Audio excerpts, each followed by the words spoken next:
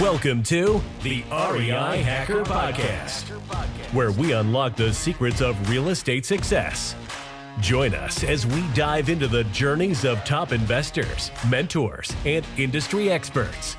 Learn from their experiences and navigate the highs and lows of the investing world. And now, let's hand it off to our host, Benson Juarez. Welcome, everybody. Thank you so much for being here on this episode of the REI Hacker Podcast. We are very fortunate today to have a guest by the name of Jason Hartman. Jason Hartman is I'll say a titan in the real estate investing industry. He is the CEO of Empowered Investor and Real Estate Tools. He's an economist, an author, and a speaker. Jason's been involved in several thousand real estate transactions and has owned income properties in 11 states and 17 cities. His companies help people achieve the American dream of financial freedom by purchasing income property in markets nationwide. Jason's complete solution for real estate investors is a comprehensive system providing real estate investors with education, research, resources, and technology to deal with all areas of their investment needs. Jason, thank you so much for taking the time. I really appreciate it. It's my pleasure, Benson. Good to be here. Good to see you. Yeah, you as well. Very interesting times right now for us here in the U.S., especially as entrepreneurs and business owners and especially real estate investors.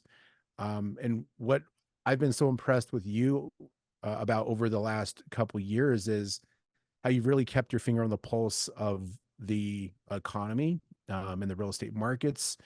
And most importantly, how everything's kind of interrelated, how we really just can't isolate one of these, I guess, revenue generators for our United States, GDP and keep it separate. Everything's kind of connected. And you somehow became an expert in this, and it probably goes back to, your education and your background, but why don't you tell us a little bit about, who you are and how you became an expert in all things economy and real estate investing? Yeah. So I mean, just the quick, long backstory, but I'll make a super quick Reader's Digest version here. I grew up poor in Los Angeles, California. I didn't like being poor very much. And so I saw an infomercial for a real estate guru at age 16, bought his book, read 3 chapters, put it down. My mom picked it up, read the rest. And about 2 years later, she said there was a seminar. She'd been going, got really interested in real estate thanks to me getting that book, right? And so she said there was a big weekend seminar at one of the hotels near Disneyland in Southern California, where we lived. And she said, why don't you go? So I rounded up a bunch of my friends from high school and got them to come to this seminar. And it started on a Friday night. And the first speaker started talking about points. And I didn't know what he meant. I didn't know what points were on a loan. And so at that time, I realized I've got to just learn the basics. Anyway, so Saturday morning rolls around. All of my buddies except one went to the beach. And one kind of went, stayed for Saturday. But I stayed for the whole time. I stayed for the entire weekend until Sunday evening. And I got really excited about real estate. And so on Monday morning, I started researching real estate schools so I could just learn the basics, right? If I could just, maybe get my real estate license, and then I'll just know the basics. But my real goal was I want to be an investor, right? I didn't really want to sell real estate as a career. And I just did that to kind of like learn the basics. So fast forward, it's now my first year of college. I'm going to Long Beach City College in Southern California. And I got my real estate license. And it was 2 weeks before my 20th birthday. And I started selling real estate part-time for Century 21 while I was going to college. And so I'm doing this, and I got pretty successful at sales pretty quickly because I did something that most real estate agents didn't do, and that was work. I know that might sound funny, but Wow. Yeah. I later bought a real estate company, and so I managed real estate agents for a long time. And, you know, most of them treat it like it's a country club. I mean, they kind of come in, they have some coffee, they talk to people, they make a couple of phone calls, and they never really treat it like a real business. But I treated it like a business, and I did really well as a real estate broker. Okay. But just going back a little bit, I was about 6 months into my career. I'm 20 years old. And one of my customers, one of my clients, his name was Jim Wool. He bought several properties from me. You know, here I'm just 6 months into my career. I've already got repeat clients and, you know, it was going great. And he said that one of the properties he wanted to give me the listing and have me sell it.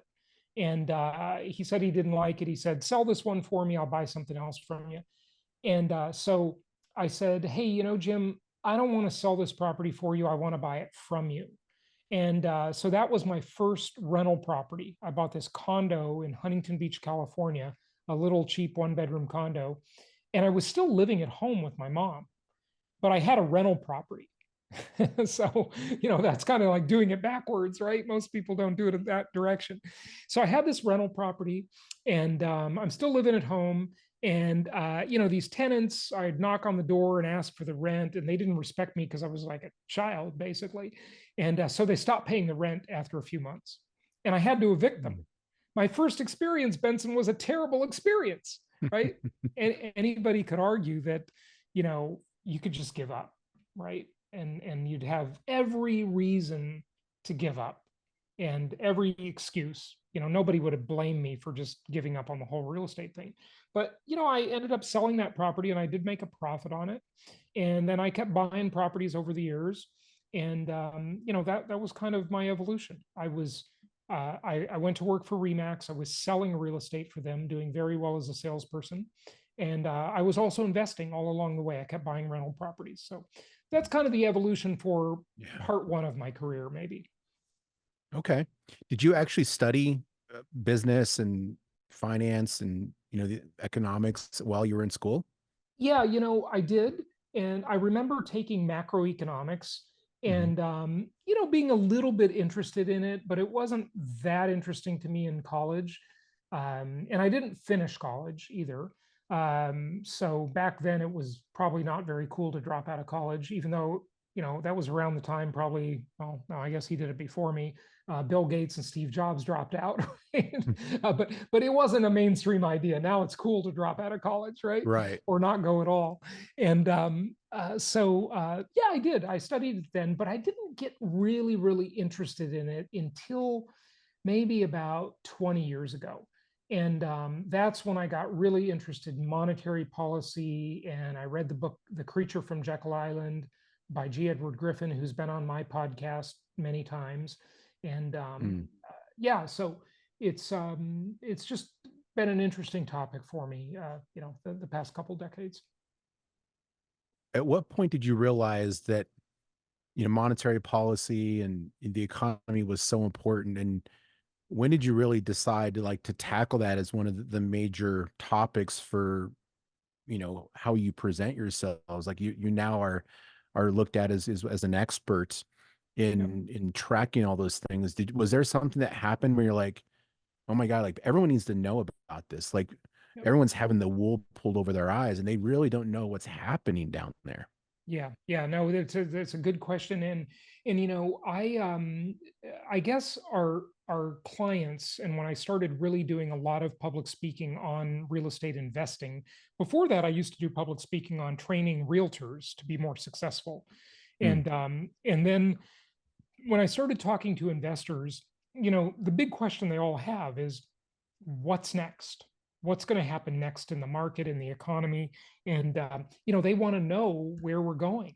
And so I just got very interested in that too, because I had my own portfolio and I wanted to know where we're going. So, you know, it's just been an interesting topic for me. Yeah. I mean, so much so that you actually predicted the last downturn in the market Yeah. when with 2008 and 9, right? Like Yeah. there Oh, were some definitely. indicators that you identified that was Yeah. like You know, pointing towards this thing's going to crash. looking back at the Great Recession of, you know, or the global financial crisis, depending on what you want to call it, it was really easy to predict that there would be a mortgage crisis what a lot of people don't really realize is that was really a twofold disaster. The front part of it was the mortgage meltdown, where all of these loans were being given out to people who couldn't afford the payments. The adjustable rate mortgages adjusted, and then there was payment shock, and foreclosures increased, delinquencies increased, et cetera. That was kind of easy to predict, even though when I was talking about that, I used to get in vociferous arguments with realtors. They all hated me because I kept saying there's going to be a lot of foreclosures and things are going to get really bad. And I knew all that was coming. It was pretty easy for me to see that, but I didn't know about part two. And part two was what made it much worse. And that was the Wall Street part. I had no way of knowing all this criminality was going on Wall Street. All of these subprime mortgages that were being bundled into pools of investments that were being sold off. Sometimes the same mortgage was being sold 30 times over. It wasn't even really there. Like a buyer, like AIG or, any of these companies, right, that we all heard about back in the day, they would buy a pool of mortgages or sell a pool of mortgages or insure a pool of mortgages. And they didn't even know what the hell was in it. It was unbelievable, the kind of fraud that was going on. And Moody's would, give these pools of mortgage securities ratings, and they would just, they would give them like AAA ratings, and that was completely bogus. And so I didn't know about that. But now that we've probably all seen the movie, The Big Short, or read the book, or an even better movie, I think, is called Margin Call. That's really a better one than The Big Short. I haven't seen that one. Yeah, see that one. It's really good. And so I didn't know about that. And that's really what created the global financial crisis, right? The mortgage meltdown would have just been a tough real estate market for a while. But when you sent this toxic waste all over the world that Wall Street did because they just manufactured criminal behavior, it's I always say Wall Street is the modern version of organized crime. It's the modern mafia. It really is. It's unbelievable what they get away with. But that I didn't know about. I didn't know about part two of the crisis. Right.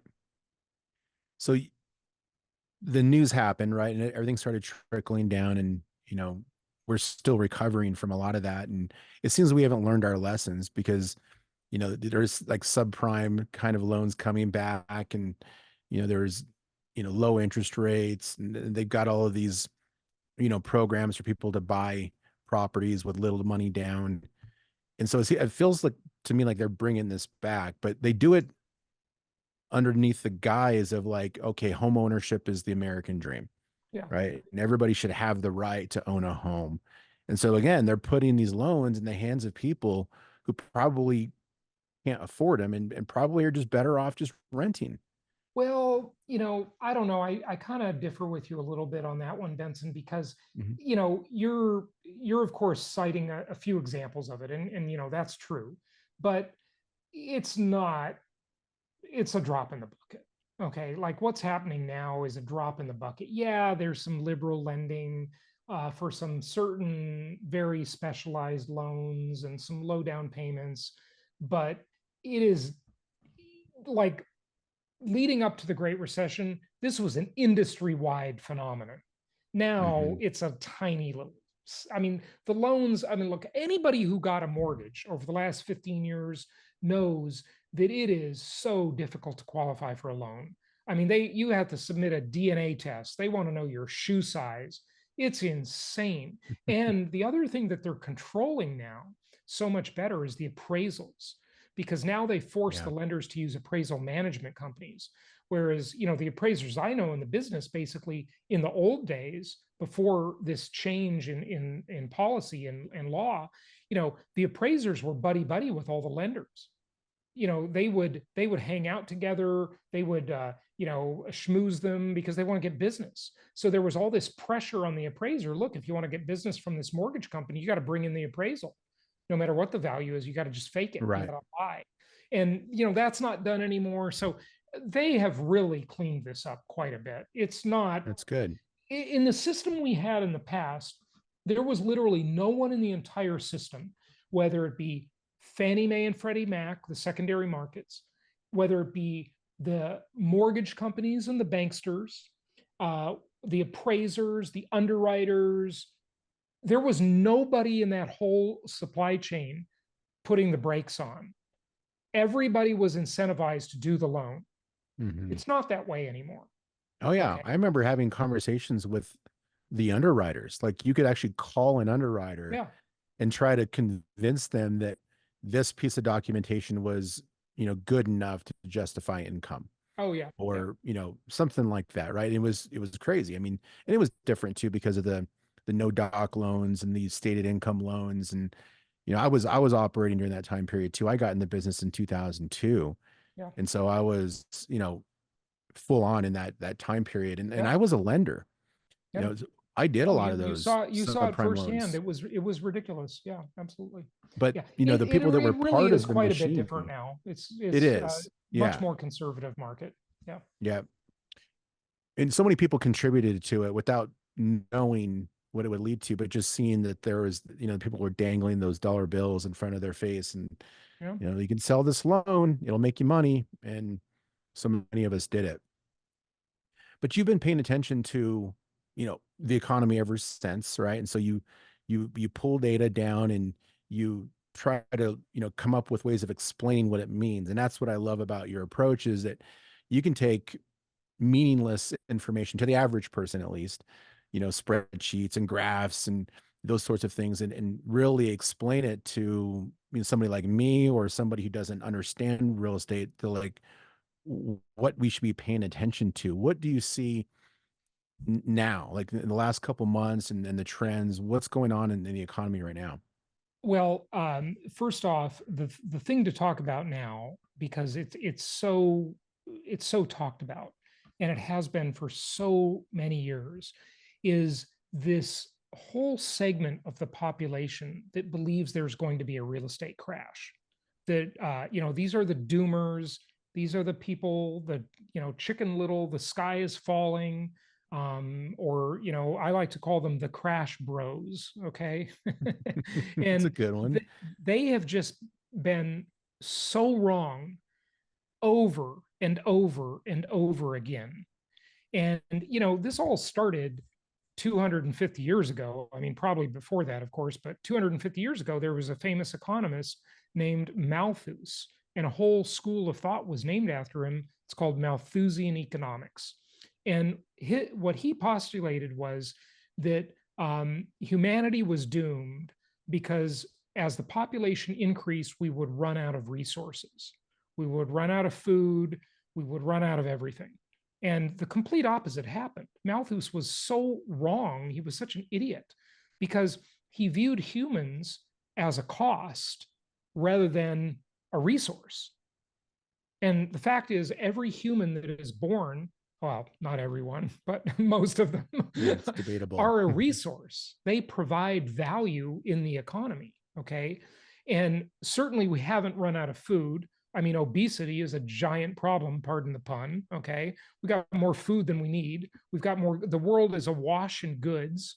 You look at a home from, a few decades ago, and it's got so much less stuff in it than it does nowadays. I mean, my own house, I'm moving soon, and I've just got more stuff than I can deal with. It's insane the amount of like stuff I own, just stuff. I don't know what it is. It's stuff. and so we've got resources coming out of our ears. They're just everywhere. The world is just an abundant place because people solve problems. They make things. Yes, they make a mess. They damage the environment, but they'd also clean it up. Okay. So all these problems get solved. There's a lag time between problem and solution, as there's, that's just normal, right? So during that lag time, all of the doomers think, oh my God, the sky is falling, the world is ending, the dollar's going to crash, the real estate market's going to crash, everything's going to be the end of the world.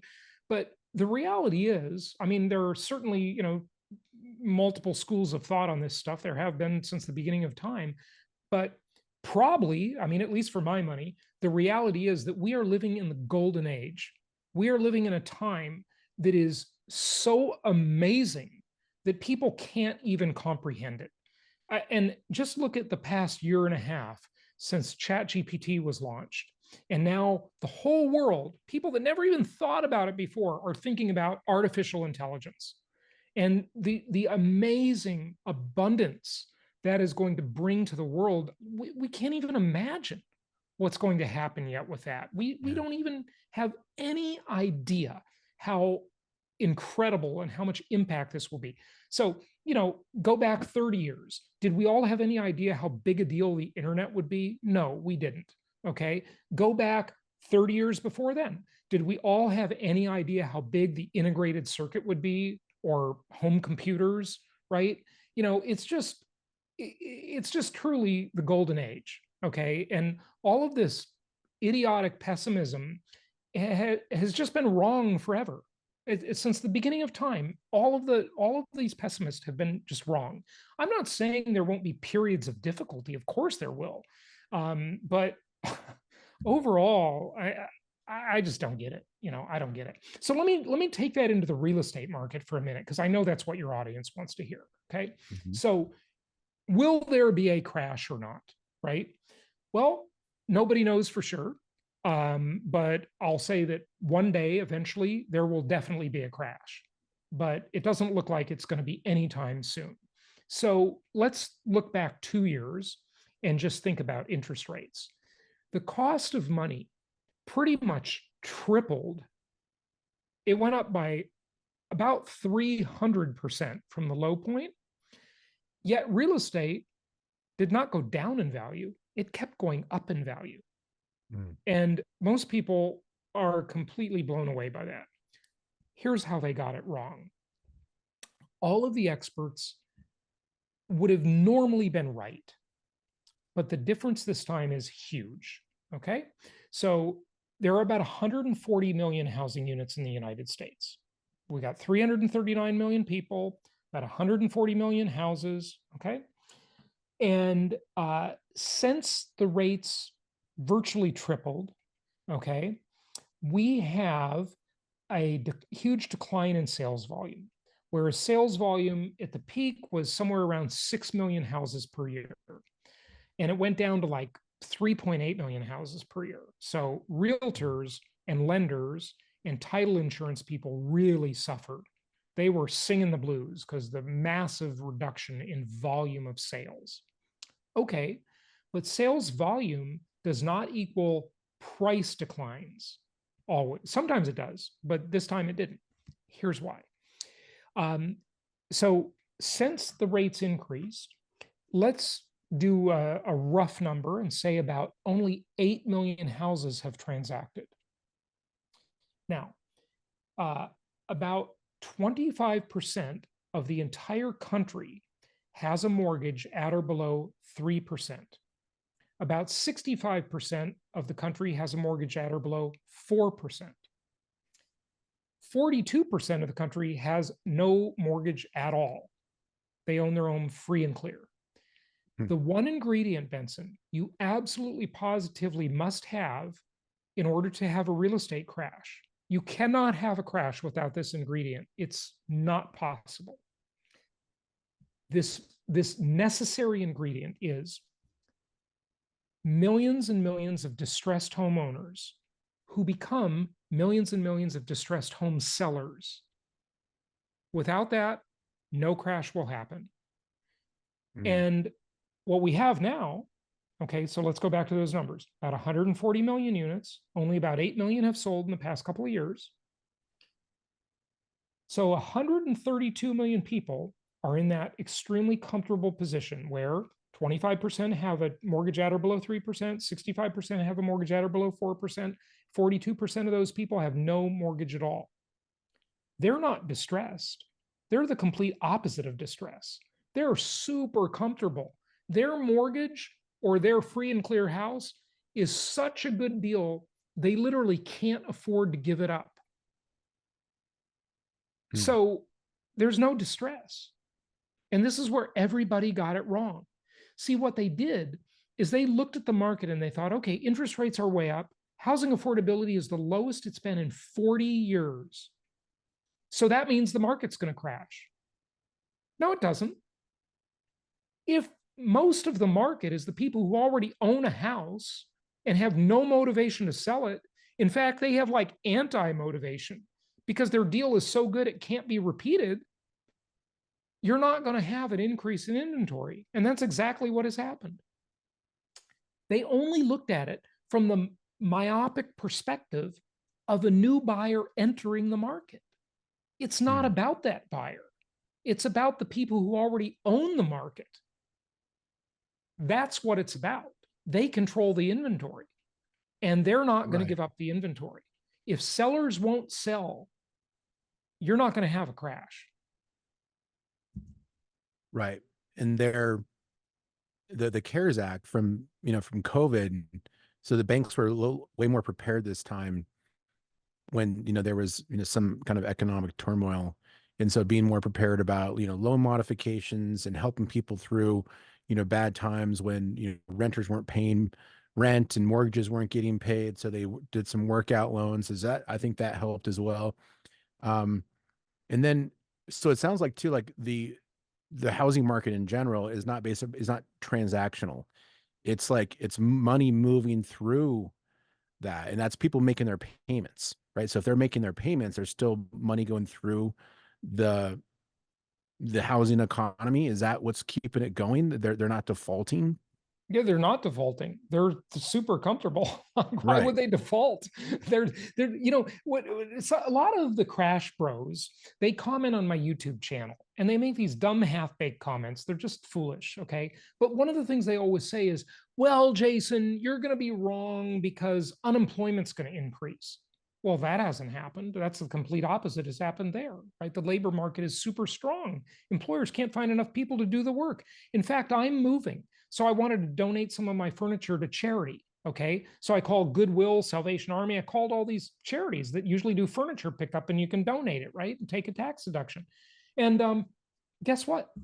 They have no help. They have no movers to come and pick up your stuff.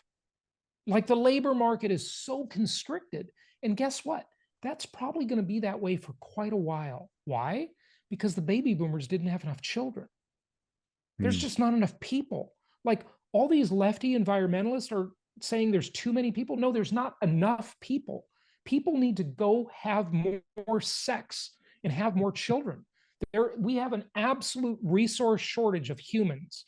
Look, in a company, they call it HR, human resources. We don't have enough human resources. We need more human resources in the world.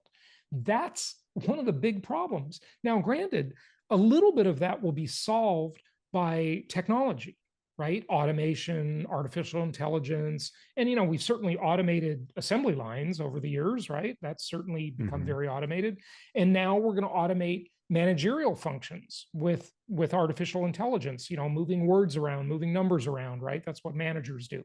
And so, Chat GPT and other AI things like that are automating that. Now you might say, well, Jason, doesn't that mean all these people are going to be displaced and unemployed? Well, yeah, there's going to be some of that, right? No question.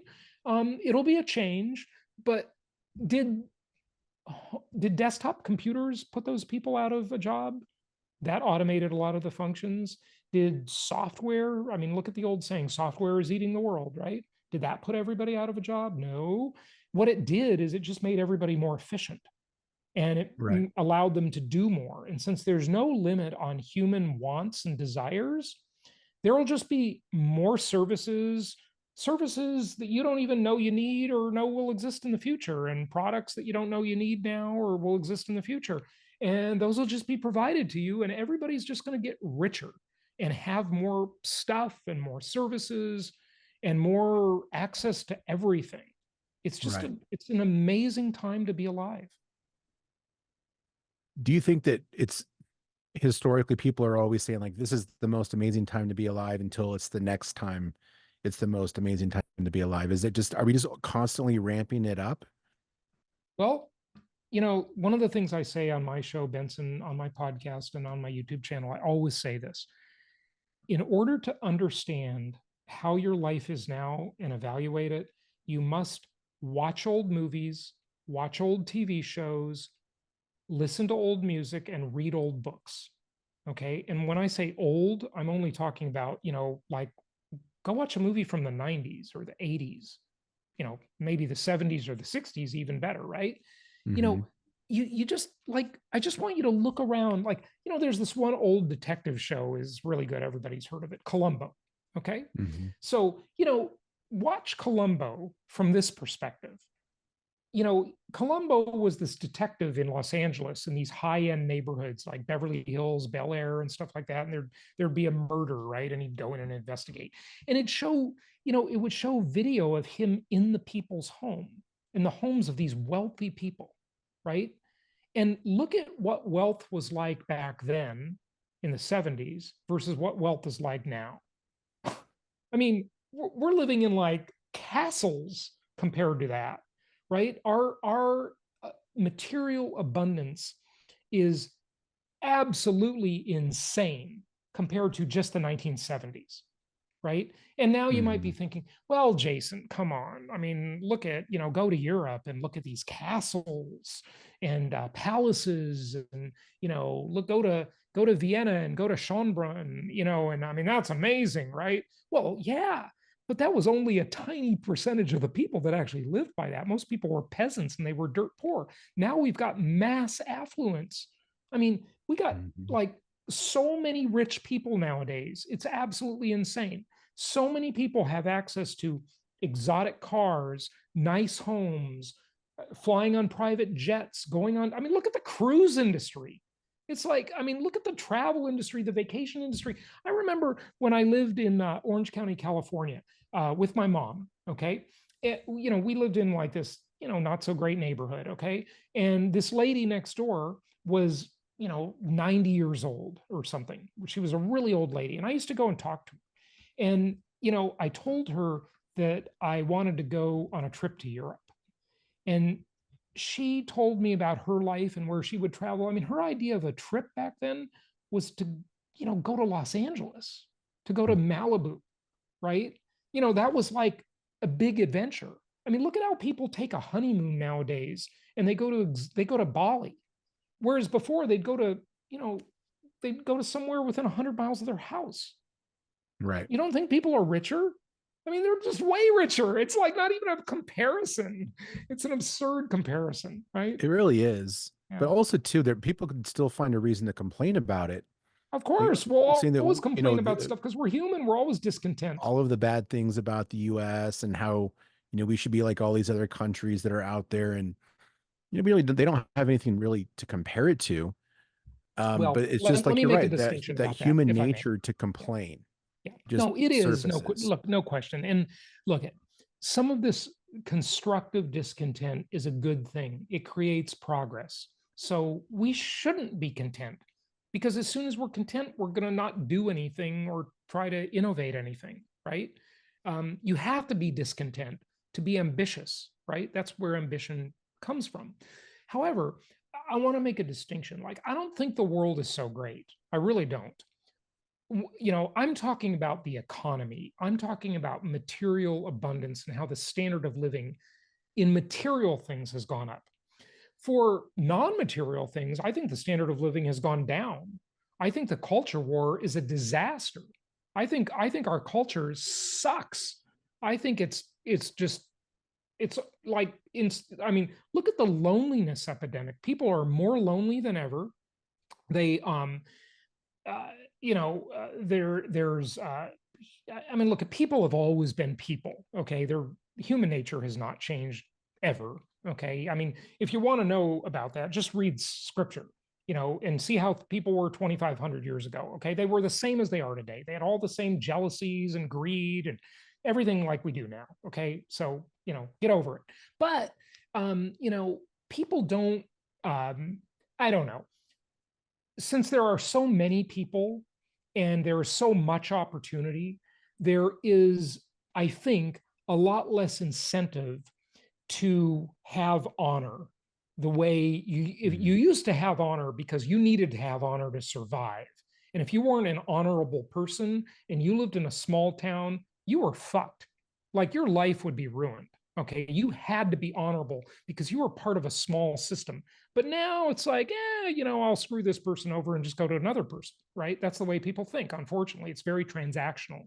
And so I think that's all terrible, right? I'm not some Pollyanna optimist here. Okay. I think the culture is a mess.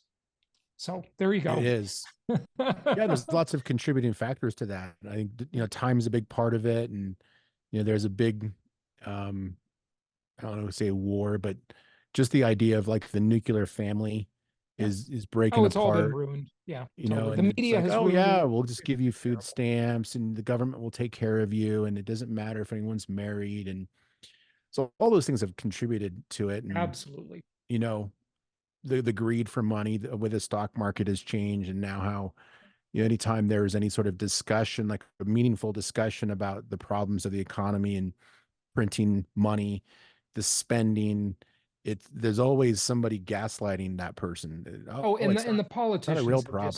just they've sold America down the road. It's awful. I mean, the politicians are just disgusting.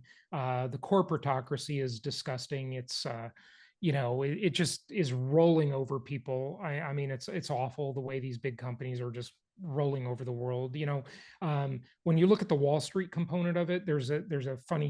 It's not. It would be funny if it weren't so true. Okay, if you have a gun, you can rob a bank. If you have a bank, you can rob the world, right? And that's sadly true. I mean, look at these criminals Right. that run these big companies like Goldman Sachs. And they're, the tech companies are censoring speech, and these are, this is the problem when you have big giant companies with moats around them.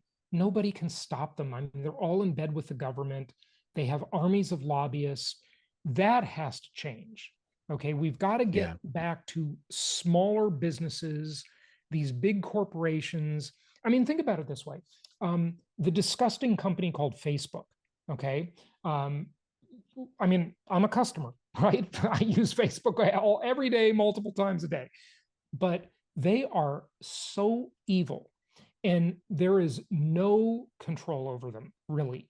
And I think there is a point, Benson, where when a company gets so big to where its revenue is the GDP of the 74th largest economy in the world, that ceases to be a normal company anymore, right? There has to be new rules for the way a company that big is allowed to operate.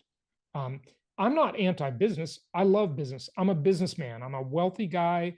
I like business. I don't like regulation. I'm just saying that when these Hey, companies Jason, real are quickly, I giant apologize. monopolies, yeah, My internet just dipped.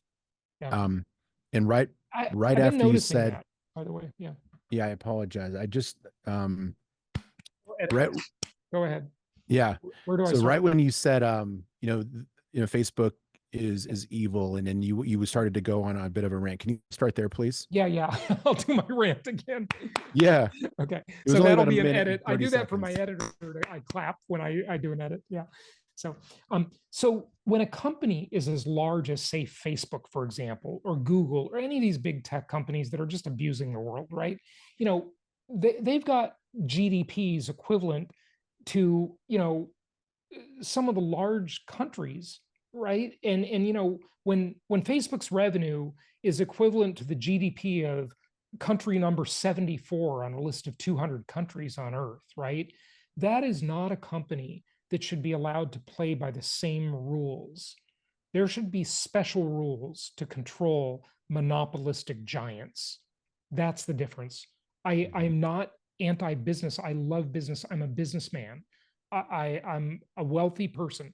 I don't like regulation. I'm just saying these are not companies that are playing under free market capitalism. They're playing under cronyism. They're in bed with governments. They're bigger than governments. And there needs to be special rules to rein them in. Oh yeah.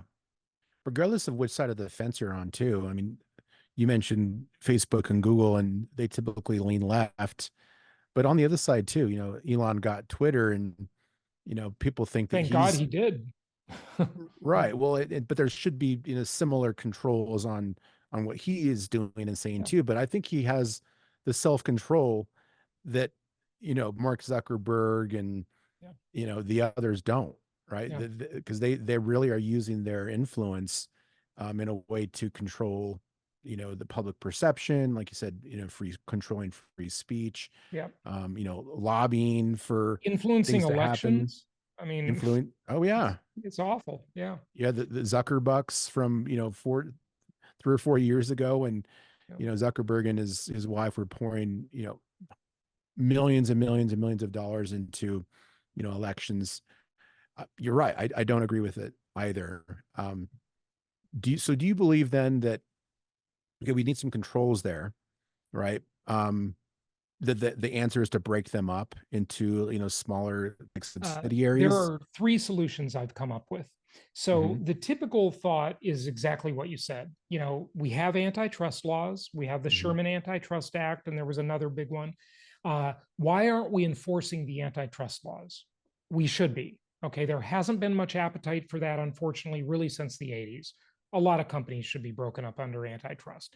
But there's really three things you can do. Number one is look at the antitrust laws. Okay. And, there needs to be more attention to that. But number two, they could be regulated like utility companies. So, Benson, if you and I are on the phone and we're talking about right-wing politics, and the phone company is a lefty phone company, right, like Facebook or Google, right, and if they don't like what we're saying, we have the right to have a phone. Okay, they can't cut off your phone because of that. Yet Facebook can deplatform you, and Google can ruin your life, and all of these companies. I mean, PayPal can cancel your account. This is insanity. Do you know Dropbox and Google actually are looking at the documents, the files you keep on their servers, and they have deplatformed people because of something that they didn't even post publicly? Oh, I wrote a Google Doc about something, and maybe I'm writing an essay or a book for myself, right, that I haven't even published, and they don't like what I say in there. That's disgusting. That is so Wow. scary. It is Orwellian to the max. Okay. Um, so, so yeah, they need to be regulated under a common carrier philosophy so that they can't deplatform you for that reason. Okay. So that's one. The other third solution I've come up with is their algorithms need to be made public so that people could, all the geeks and nerds around the world that know how to do it. I don't know how to do it, but they could look at Google's algorithm and say, here is why I get a certain search result when I search for something about Donald Trump versus Joe Biden. Okay. Why do I get these results that, make Trump look like an evil, terrible person and make Biden look like a saint? Okay. Why am I seeing that? Like, we have no idea why we see the results we see in our news feed on Facebook or searching something on a search engine. That's insane. And I know they're going to say, well, these are trade secrets, right? We got to protect this. Yeah, to a point, you're right. When you're a small company, sure. But when you control 70% of humanity's search traffic, you are not a small company anymore. You are a government. Okay. I mean, you don't get the same protections a little Right. company gets. It's not fair. No, it's not. What do you think it's going to take to change that? A change in I don't know. leadership? I don't know. Because It's people on both very sides, hard to are change. complaining Yeah. about the other side. And then you can look at like what's happening right now, and you see all these votes come down in Congress for different things, and things that you would think that like a conservative would never vote for, they're voting for now. Yeah, well, they're all bought off. I mean, the conservatives and the liberals, they've all been Right. bought and paid for. And both sides. So like for a long time it was predictable, but now it's like they're voting in a different way, but it's all aligning with lining their pockets, Well, I'll right? give And you putting money in one. their own Okay, pocket. look, I mean, why is it that a president can only serve for 8 years, but a congressman can serve for 40 years? That's absurd. We need term limits. Okay. Yep. I mean, you've got to have term limits. This is insanity. Government was never meant to be a career. It was always meant to be something where you leave your district where you live and you go and serve in Washington, and then you come back and run your business. Right? It was never meant to be a career, but it's obviously a career. And these politicians, they walk into the job and they have no money, and then 10 years later, they're multi-millionaires. How does that happen? That's just, I mean, like, how is it that Nancy Pelosi is better than every hedge fund investor in the world? That's insane. It is. It's just obvious criminality. Yep. And it's just brushed underneath the rug. And, everyone who disagrees with that or even questions it is, deplatformed, or they're called names, all the names in the book. Look at the Clintons. Look at how rich the Clintons are and their foundation and all the scandals with that. And look at the Obamas. I mean, these are people that had very little money when they walked into the presidency, and yet they're insanely rich now. It's just nonsensical. Yeah.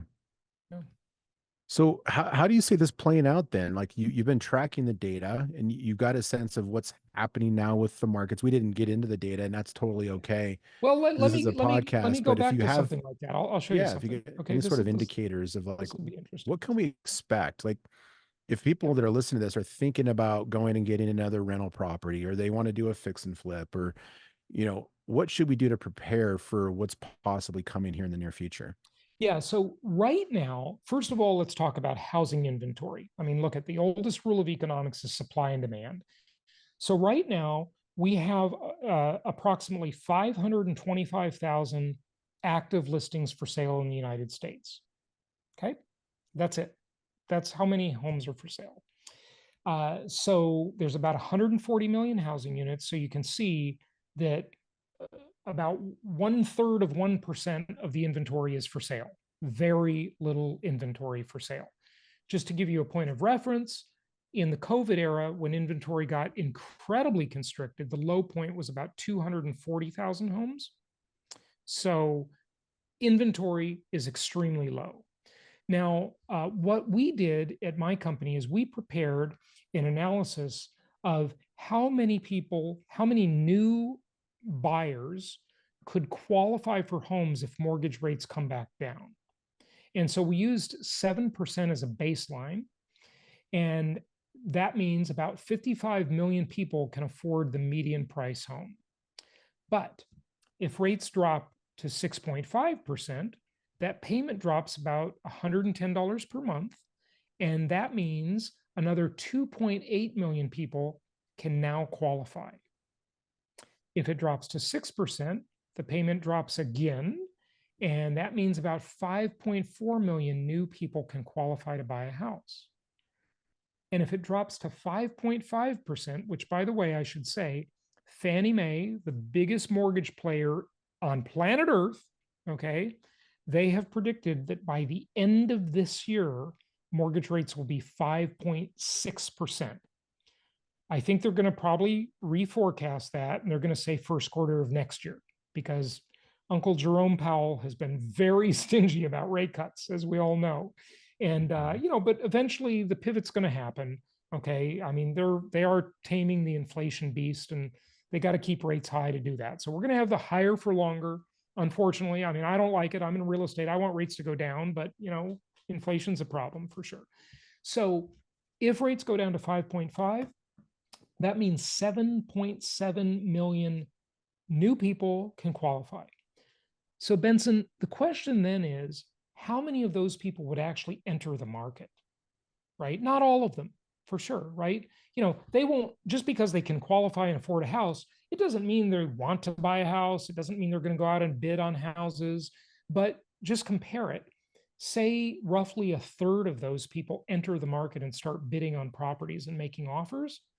Well, we only have just over 500,000 homes for sale. You drop 1/3 of 2.8 million, drop 1 million people into the market. Here you drop, almost 2 million. Here you drop almost 2.5 million people into the market. I mean, what happens? There's only 500,000 homes for sale. There's nothing for them to buy. So obviously prices are going to go through the roof. I mean, there's a famous Barbara Corcoran video out that's circulating all over, and she says the same thing. Now, her analysis is really sophomoric, but she's still right. I mean, the basic idea is certainly there. And right. the other thing this doesn't show you is there's this huge pent-up demand of people that have been waiting and waiting to buy. and they've been complaining, and they're making videos and putting them on YouTube and TikTok, all these millennials crying about how they can't afford a house, but at the same age their parents could. It's not fair, they say. Well, whatever, it is the way it is, and they want to buy houses. So, they're going to enter the market. Right. And rates are coming down, and those same people that have those low interest rates still aren't going to want to sell. Maybe there's going to be a little bit more want to sell because they're going to see rates coming down. So it's not going to be as much as a negative trade-off to sell that 4% loan and go into a 5.6% loan. Very good point. Very good point. So the delta gets smaller between the current cheap mortgage they have and the new mortgage that isn't going to be 7%, it's going to be 5.5%. So if that delta, if they've got a 3% mortgage now and they're like, yeah, we got to pay 2.5% more, that's terrible, but we want to get on with our life. We want to move to a bigger house, right? Or we want to get our equity out. And so they'll, they've got a lot of built up equity. That's the other thing about it, is the equity. Do you know that the median, I think it might be average. Average and median are slightly different things, obviously, right? But Americans have like $300,000 in tappable home equity sitting in their houses. So that's the other thing that's very different from the Great Recession. People have massive amounts of equity in their houses. I mean, massive amounts. So there's a giant cushion there. They're not going to be walking away from their houses. They've got too much equity. During the Great Recession, they had no equity, so they just walk away. They're underwater. Who cares? I'm not losing anything. Right. Yeah, it's true. And that creates a whole group of people who now have all this money to go and put in another property. So they could put a lot larger down payment, and they get better rates, better terms, because they can put that large amount down. What about the people who are, you talked about the baby boomers. A lot of these people now are retiring and moving to these, assisted living facilities. Yeah, Is that that's called the part of silver what's tsunami. affecting? Yeah. Yeah, the silver tsunami. So silver tsunami is, it's a thing, but it's not nearly as much of a thing as everybody's saying. Okay. And I know we got to wrap up soon, so I'll just make this short. Yeah. Number one, technology is allowing people to age in place. Okay. I'm wearing an Apple Watch.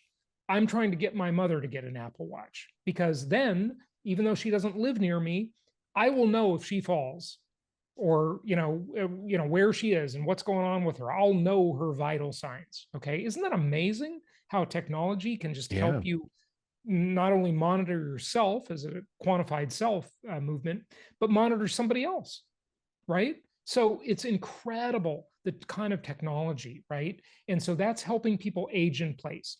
The other thing is, those baby boomers, they have cheap mortgages. And boy, living in their nice big house versus living in an assisted living facility, make the trade, right? They'd rather live in their big, great house, and it's so cheap to live there. And look, I'm saying this as an investor in assisted living facilities. I invest in them. I've owned a couple of them myself. Okay. And, but the silver tsunami is there, but it's much slower, much more gradual, and much less than many have predicted. Also, supply increasing by older people dying off. Again, much smaller than predicted. Right now, about 500,000 homes come on the market every year because of a death. Okay, 500,000 for a whole year. There's only 500,000 on the market at this time. So over the course of 12 months, right? That's what, 40,000 houses a month or something, right? Well, by 2032, okay, that's quite a ways away, right? By 2032, that number only increases to 770,000. So it's only 270,000 increase. It goes up by about 50%. Right. That doesn't change the dynamics of the market. Okay. It's not like all these people are dying and the market's going to be flooded with their houses. No, not at all. It's just a minor detail, and that's 8 years away. So, it gradually increases over the course of that 8 years, but it's just not a big thing. It's just not that big a deal. Right. So to kind of wrap things up a bit, then, for those people who are listening now and they're thinking, okay, just like way back when you decided to get involved and start paying attention to the economy, what can people expect? We're not going to hold you to this, but you can hold is me this to a it. time to buy? Is this Listen, I a could be time to wrong. sell? Okay. Yeah, but Is there a certain investment vehicle or vertical that's more beneficial than others? Yeah. Look, income property is the most historically proven asset class in the entire world. There is simply nothing that has the special characteristics of income property. So it's the most historically proven asset class in the entire world. It's the most tax favored asset class in the United States. It's also the most debt favored asset class in the United States. And we didn't talk about it, Benson, today, but I talk a lot about how to properly use debt and let inflation pay off mortgage debt for you. It's a truly amazing technique I call inflation-induced debt destruction. It's incredible. It's the hidden wealth creator in real estate. And look, if you don't believe that, just think about it. We all know many, many people who have made a small fortune in real estate investments. Yet none of us know somebody who's done that in the stock market. Okay. So just look around, right? The people okay, that you really know in real life that are like real people. They're not Jamie Dimon who runs Chase Bank. They're not, the president of Goldman Sachs. Okay. They're like real people that make lots of money in real estate, that have changed their lives with it. It is the best asset class, bar none. There is literally no data at this moment. Now, there could be data in the future that'll change it. There is no data pointing to any big real estate crash. There will be little ups and downs along the way, like anything, right? There's some markets that are softening a bit. There's no question about that. Austin, Texas, San Francisco. Not every market is perfect. There's even some markets in Florida that are getting a little bit high on the inventory level, right? But overall, the big macro trend, and you can't count it day to day, and nobody can time the market, okay? Just market timing does not work. When you have capital, buy prudent investments that make sense the day you buy them and hold on to them for the long term. Take it from one of the most successful people in the world of stock markets, Warren Buffett. He says, my favorite holding time is forever, right? That's how you make a lot of money. You just get in, you get assets, make the best deal you can and keep it and manage it, and you're going to win the game. Everybody who's done that really throughout history, you can see zillions of examples. So that's what I would do. Great advice. Well, thank you so much for spending time with us. Maybe we can get into the inflation induced debt destruction. I like that term. Yeah. You should have t-shirts that say that. We could sell them. But thank you so much for taking the time. I know you're super busy, but thank you for sharing, your background and sharing your insights into the housing market and the economy, and it's a lot of the things that are influencing it. So thanks for taking the time. And anybody who is listening to this, please look up Jason Hartman, Empowered Investor. Where can they find you, Jason? Yeah, so my main website is just my name, jasonhartman.com, jasonhartman.com. And then you can find my podcast on any podcast platform. Just look up my name, and then my YouTube channel as well. I'm easy to find. We offer tons of free education and free resources. So take advantage of it. That's another reason it's an amazing time to be alive. You don't have to spend a fortune on education anymore. So tons of free resources for you. And we're happy to assist anybody who needs it out there. And Benson, thanks for having me. And to everyone listening, happy investing. Thank you so much. Have a great day. That's a wrap on today's Real Estate Revelations. Thank you for tuning into the REI Hacker Podcast. Remember, every property has a story, and every deal is a lesson. Until next time, keep hacking the real estate world.